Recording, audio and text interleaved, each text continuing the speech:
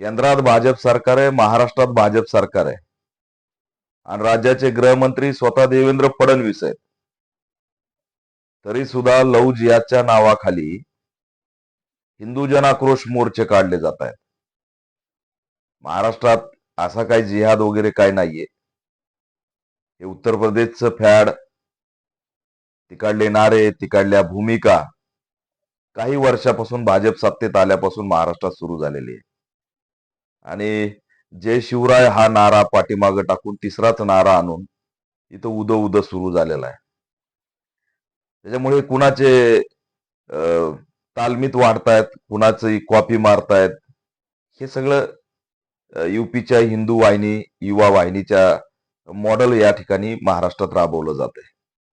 दुर्दैव याचं आहे की ज्या पक्षाचा गृहमंत्री आहे महाराष्ट्रात, सत्ता आहे, तुम्हाला कोणी रोखलंय?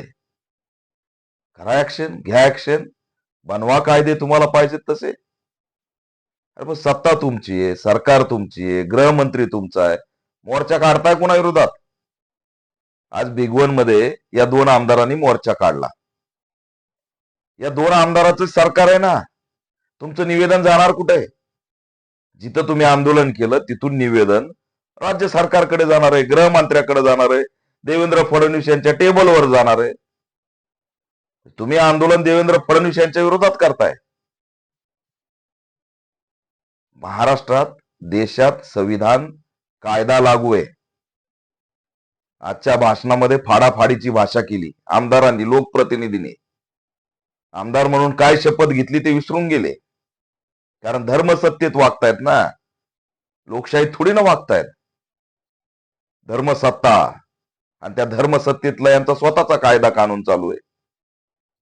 त्याच्यामुळे यांना फाडाफाडी खुलेआम रस्त्यावर उभा राहून भाषा करायची.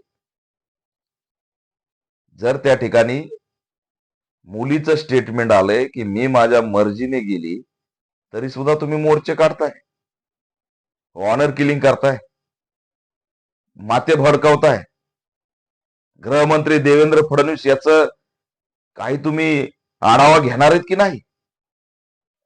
आज त्या ठिकाणी जाऊन 2 दिवस, आज मोठी दंगल झाली असती तर, तुमच्या या भूमिकेमुळे महाराष्ट्र पेटला असता तर, अनेकांचे 2 दिवसात तुम्ही माते फडकिवले. बाजारपेठेमध्ये आई वडिलाच्या डोळ्यात, आईच्या मुलाच्या परिवाराच्या डोळ्यात चटणी टाकून मुलीला पळून नेलं. आणि मुलगी काय म्हणते?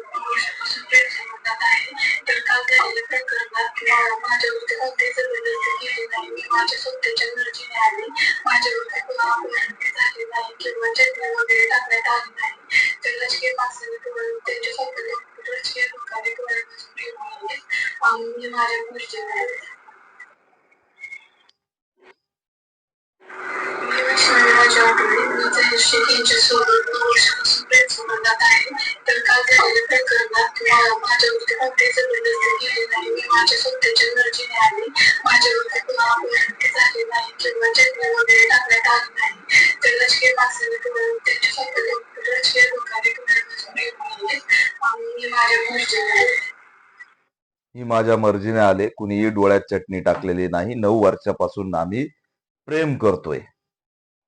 हे मुलीचं स्टेटमेंट. आणि 2 दिवसात या 2 आमदारांनी, ज्यांची सत्ता आहे, गृहमंत्र्याला धोक्यात आणता काय? गृहमंत्र्याचं काम काय? महाराष्ट्रातला कायदा व सुव्यवस्था राखणे. तुमची बीजेपीच्या सरकारच्या विरोधातच वातावरण निर्माण करताय. म्हणजे कुणासाठी काम करताय? पोलिसांनी हे जे काही स्टेटमेंट आहे, या स्टेटमेंटला लक्षात घेऊन त्या ठिकाणी मुलीला संरक्षण द्यावं. ऑनर किलिंग होणार नाही, कुणाचं हत्याकांड होणार नाही, माते भडकणार नाहीत. माते भडकावणारे या ठिकाणी खुलेआम जर त्या ठिकाणी फाडाफाडीची भाषा करत असतील आणि पोलिस काहीच करणार नसतील, तर नेमकं हे तरी सांगा की तुम्ही कोणत्या कायद्याप्रमाणे या ठिकाणी सत्ता चालवतायत गृहमंत्री? हे तुमचे आमदार तुम्हालाच धोक्यात आणायला निघालेत. उद्या दंगल झाली तर ती कुणाच्या माथ्याला लागणार आहे? सत्तेत बसून दंगली घडवायच्या, हे कोणतं धोरण आहे? का फॅब्रिक करताय? का खोट्या बातम्या पसरवताय? चटणी टाकली, कशा पद्धतीने रंगवलं? कायद्यामध्ये काही तरतुदी आहेत, त्या तरतुदीनुसार कायदा चालतो. या ठिकाणी काहीही मनगणन करायचं आणि काहीही पेरायचं आणि महाराष्ट्र विटीस धरायचा, ज्यांना असलेले जिहाद इथं आणायचे. अरे कोणता जिहाद आणला तुम्ही? कसला जिहाद आहे इथं? डॉक्टर बाबासाहेब आंबेडकरांचं संविधान आहे, कुठून शब्द आणला तुम्ही? फक्त धर्म आणि जात यांचे कसे भांडणं लागतील, दंगली लागतील, हा प्रयत्न करायचा. आणि लेकरं कोणाचे? बहुजनाचे. टाळके फोडायला, दगड मारायला, त्यांचं आयुष्य उद्ध्वस्त व्हायला, केसेस घ्यायला. तुम्ही तर नसतात तिथं दगड मारायला, दंगलीमध्ये. मंत्र्यांचे, आमदाराचे कुणी नातेवाईक नसतात. बहुजनांच्या लेकराचं आयुष्य बर्बाद करून मिळतं काय? मी भिगवणच्या पोलिसांना सांगतोय, हे तात्काळ स्टेटमेंट लक्षात घ्या. कुणाच्याही केसाला टच झालं नाही पाहिजे. कुणाच्याही या ठिकाणी मर्जीचा कायदा चलत नाही. इथं डॉक्टर बाबासाहेब आंबेडकरांचा कायदा चलतो. त्यांच्या संविधानावर देश चालतो. कोणाच्या धर्माच्या नाऱ्यावरती, कोणाच्या अमुक्याच्या नाऱ्यावरती हा देश चालत नाही. घरात ते, बाहेर रस्त्यावर डॉक्टर बाबासाहेब आंबेडकरांचं संविधान, बाबासाहेबांचा कायदा. आणि दारातन घरातन सगळं तुम्ही एकसारखं करत असाल तर हे जास्त काळ चालत नसते, लक्षात ठेवा. लोकांना कळत नाही काय सुरू आहे. मुलगी सांगते की बाबा मी माझ्या मर्जीने आले, आम्ही 9 वर्ष झालं संपर्कात आहे, प्रेम करतोय, चटणी टाकलेली नाही, काही नाही, सगळं खोटं आहे. आणि तरी ह्यांचं चाललंय, पोरीला हिप्नोटाईज केलंय, पोरीवरती दबाव आणलाय, पोरीला अमुक केलंय, पोरीला अरे 18 वर्ष झाले तिचं. ती सज्ञान आहे कायद्याप्रमाणे. सज्ञान मुलीचं स्टेटमेंट लीगल का तुमचं लीगल? कोणत्याही दबावात पोलिसांनी येऊ नये. मी गृहमंत्री देवेंद्र फडणवीस यांना आव्हान करतो की आपल्या या आमदाराला समजून सांगा, सत्ता आपली आहे बाबा, हो दंगली करू नका, खापर आपल्यावर फुटणार आहे. हे कुणाला अडकवायला निघालेत? तर देवेंद्र फडणवीस यांना अडकवायला निघालेत. एवढे तर धार्मिक झालेत हे. हा मुद्दा जेन्युइन आहे. कुणाचं खरंच अपहरण झालंय, त्या पद्धतीने चटणी टाकली वगैरे, ते भाग वेगळा आहे. पण हे जे घडलंच नाही ते का पेरलं जातंय? का वातावरण महाराष्ट्रातलं दूषित केलं जातंय? मुलगी सांगते, स्टेटमेंट देते, आणि तरी सुद्धा नाही. म्हणजे त्यांना दोघांचंही ऑनर किलिंग झालं म्हणजे तुमचं मन शांत होणार आहे का? अनुष्का पाटोळेला शाळेमध्ये फाशी देऊन मारलं काय? गोपीचंद पडळकर, संग्राम जगताप, काय स्टेटमेंट तुमचं? ती मातंग समाजाची म्हणून तिथं लढाई नाही. धनगर समाजाच्या मुलींनी प्रेम केलं, मातंग समाजाच्या मुलावर, दोघालाही विहिरीत टाकलं, उमरीला, नांदेडला. काय भूमिका आहे तुमची? घेतलंय त्याच्या कुटुंबाची भेट? तशा प्रकारे झाल्यावर तुम्हाला खूप बरं वाटतं का? तिथं जर समजून घेतलं असतं तर ती धनगर समाजाची मुलगी, मातंग समाजाचा मुलगा वाचले असते.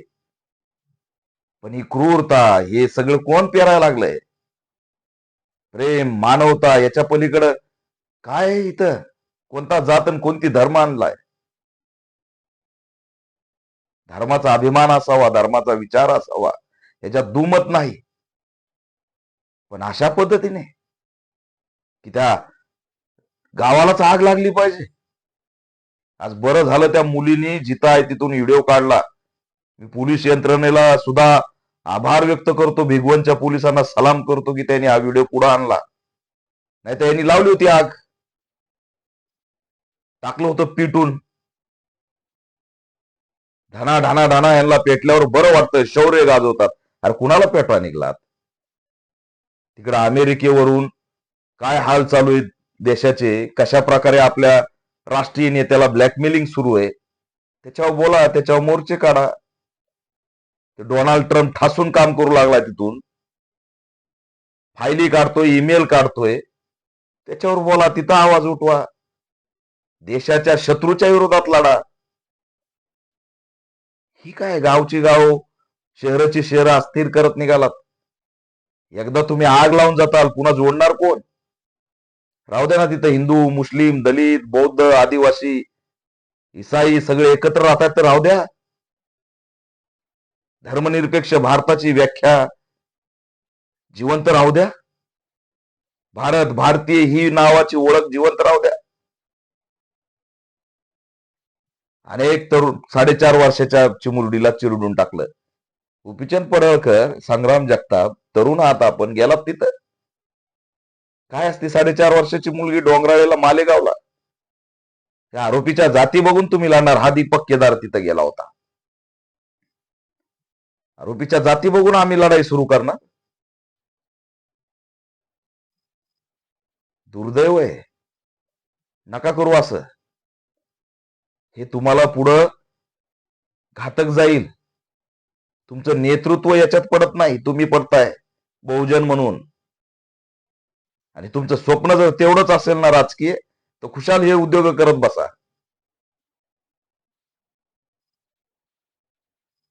ते कुठंच नाहीत तरी पीएम पदाच्या रेसमध्ये येत.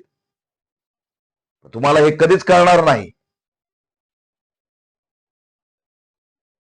स्वतःच राजकीय आयुष्य तर बरबाद करताय, राज्यवेटीस धरताय. आणि काय काय जिहाद तुम्ही इथं आणलेत म्हणून विनाकारण वातावरण दूषित करताय. भिगवण पोलीस, मी त्या ठिकाणच्या एसपींना आवाहन करतोय की तात्काळ या दोन्ही ज्यांचं स्टेटमेंट आलंय मुलीचं, त्यांना पोलीस संरक्षण देण्यात यावं. त्यांना जर काही झालं, त्यांचं ऑनर किलिंग झालं, ह्या सगळ्या भाषणांनी भडकावून जर त्यांचं काही बरं वाईट झालं, त्याला जबाबदार कोण याचं उत्तर द्यावं लागेल. ती 18 वर्षाची आणि तिला सुरक्षा देणं ही पोलिसांची जबाबदारी, सरकारची जबाबदारी. त्याच्यामुळं कुठंही कायदा व सुव्यवस्था बिघडेल अशा पद्धतीने कुणी वागू नये. हे सत्ताधाऱ्यांनी बोलावं लागते, तरी सुद्धा मला बोलावं लागतंय. हे काम आहे सत्ताधारी आमदार जे तिथं बसले त्यांचं बोलण्याचं काम आहे, तर ती काही बोलायला लागले. संग्राम जगताप यांचे कान टोचले होते अजित पवार यांनी, पण आता ते नाहीत. आता ते कुणाचं ऐकणार नाहीत आणि त्यांची वाटचाल कुठं चालली येणाऱ्या काळात महाराष्ट्राला कळणार आहे. बहुजनवादी गोपीचंद पडळकर, फुले शाहू बाबासाहेबांचं, छत्रपती शिवाजी महाराजांचं नाव घेऊन सुरू केलेली चळवळ आज कोणत्या दिशेला नेऊन सोडली? खरं आहे तर लढा, आम्ही तुम्हाला साथ देऊ, पण अशा पद्धतीने जिथं चटणीच टाकली नाही तिथं तुम्ही म्हणता चटणी टाकली. मुलगी म्हणती कसलीही चटणी टाकली नाही, 9 वर्ष झालंय. का दिशाभूल करायची? जे खरं आहे ते खऱ्याला खरं म्हणा. खोटं फिरून, सत्तेचा सहारा घेऊन, दबाव तंत्र वापरून काय मिळणार आहे? माणसं विघटित होत जातील आणि विघटन झालेलं तुकड्या तुकड्यातलं चांगलं दिसणार नाही, एवढं लक्षात ठेवा. असं काही होऊच नाही. अशा काही 10, 15, 20 लोकांनी फरक पडत नसतोय.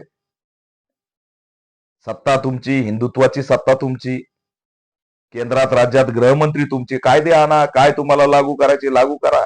सरकार तुमची, तिकडे भिगवणला जाऊन काही करूच तर तिकडे मुख्यमंत्र्याला, गृहमंत्र्याला जाऊन भेटायचं. खाली कलेक्टरला, तहसीलदारला निवेदन देऊन काय साध्य करताय? तिकडेच जाणार आहे वर ते. ते निर्णय तहसीलदार आणि कलेक्टर तिथली यंत्रणा घेणार नाही, हे निर्णय गृहमंत्र्याला घ्यावा लागतील. पण लोकांना जणू काही कळतच नाही. आणि सत्ताधारी आंदोलनच करत नसतात. आमदार कोणत्या दुनियेत आहेत? आणि मोर्चाव मोर्चे, मोर्चाव मोर्चे, मोर्चाव मोर्चे. मोर्चाच काढायचं तर सरकार बरखास्त करा, बाजूला या. सरकारमधले लोक मोर्चे काढतात, हे आश्चर्य आहे. त्याच्यामुळे महाराष्ट्रात कोणताही धार्मिक वाद नाही, कोणताही जिहाद नाही. युपीची कॉपी इथं चालणार नाही. गृहमंत्री देवेंद्र फडणवीस यांना मी आवाहन करतो की आपल्या 2 आमदाराला तात्काळ आळा घाला, नाहीतर हे महाराष्ट्रात दंगली घडवतील आणि दंगली झाले तर याचं खापर गृहमंत्री म्हणून आपल्यावरती फुटेल. हेच असणारं मी या माध्यमातून आवाहन करतो.